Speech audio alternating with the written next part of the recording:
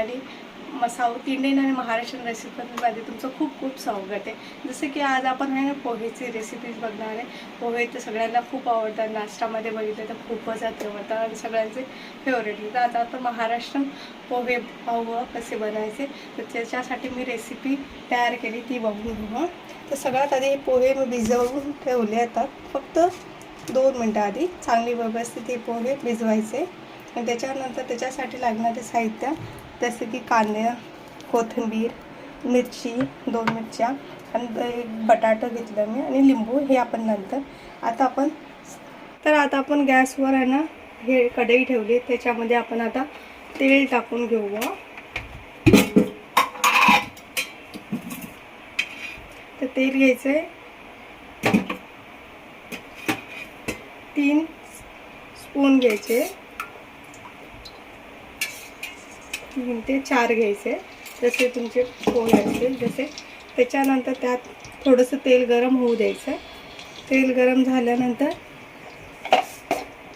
त्यात जिरे टाकायचे की जिरेचा आवाज असा आला पाहिजे तडतड. थोडेसे जिरे टाकायचे. जिरे टाकल्यानंतर त्याच्यामध्ये कांदा टाकून द्यायचा.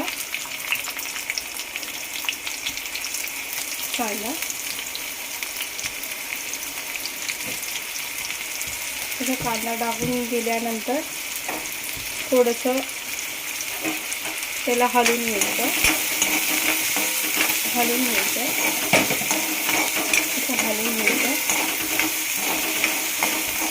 हलवून घेतल्यानंतर त्यात थोडंसं लाल झाल्यानंतर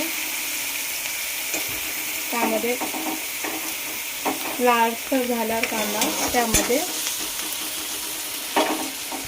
मिरची टाकून घ्यायची आणि प्लस बटाटे पण, कारण की ते आपल्याला याच्यामध्येच बटाटे पण थोडेसे शिजवून घ्यायचे, म्हणजे तेलामध्येच आपले शिजून जाते.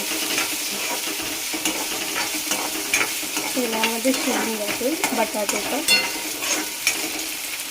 आणि थोडंसं शिजून झालं याच्यात हे टाकू आपण, शेंगदाणे टाकू.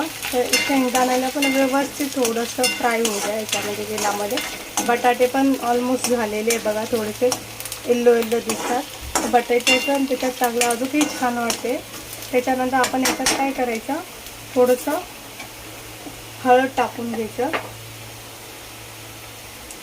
पोहेमध्ये आणि चवीनुसार मीठ टाकायचं.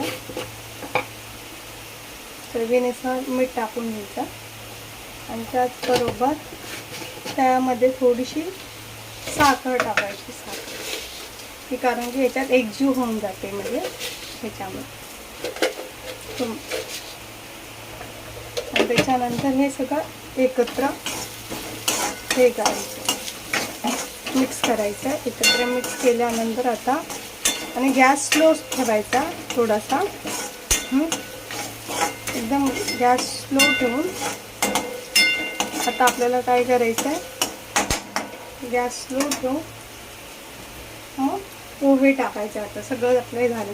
आता हे पोहे मी टाकते.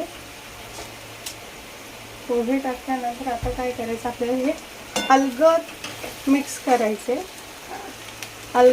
करायचं, जेणेकरून हे पोहे एकदम असे चिकटणार नाही. म्हणून हळूहळू हलक्या हाताने हे पोहे मिक्स करायचे. असं खालून वर, वरून खालून अलगद असे मिक्स करायचे.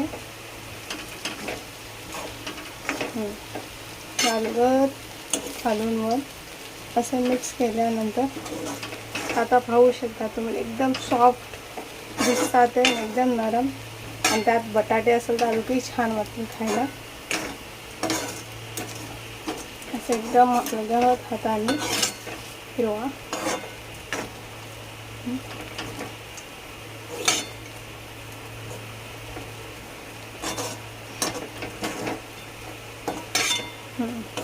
तर आता पाहू शकता तुम्ही किती व्यवस्थित एकदम सॉफ्ट वगैरे एकदम नरम छान दिसते. आता हे आपले झालेले फायनली चालू केलं. तर थोडंसं हलवून घेऊन नंतर आहे ना याच्यावर झाकण ठेवायचं. फक्त 1-2 मिनटं आपल्याला वाफेवर हे करून घ्यायचं. वाफेवर करून घेतलं त्याच्यानंतर आता पाहू शकता तुम्ही काय केलं. आता किती व्यवस्थित एकदम नरम वगैरे झाले. तर आपण फायनली पोहे झाले बघा, किती एकदम सुटसुटीत वगैरे मऊ. आता पोहे घेतले त्याच्यावर थोडीशी कोथिंबीर आपण टाकणार आणि शेंगदाणे वरून टाकायचे. अजून छान वाटेल खायला. छान त्यात वरून लिंबाचा रस अजून त्यात तर अजून भारी वाटते. खूप छान वाटतं खाण्यासाठी. खूप छान खाण्यासाठी. आजची रेसिपी तुम्हाला कशी वाटते